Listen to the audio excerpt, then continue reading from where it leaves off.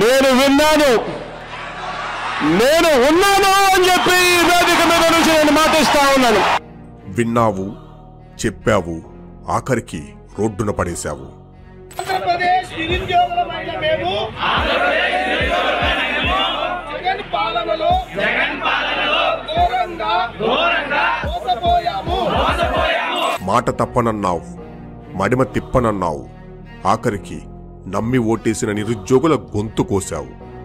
Job calendar అన్నావు, ఒక్క chance అన్నావు, ఆఖరికి 24% నిరుద్యోగంతో రాష్ట్రాన్ని నాశనం చేశావు.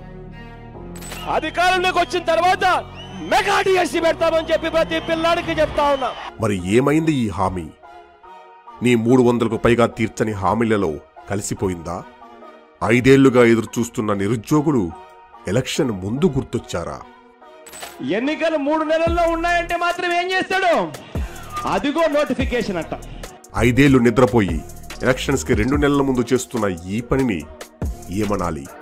కనీసం ఫైనాన్స్ అప్రూవల్ లేకుండా డిఎస్సి నోటిఫికేషన్ ఇస్తున్నా అంటే నమ్మటానికి నిరుద్యోగులు నీ పార్టీ కార్యకర్తలు కాదు.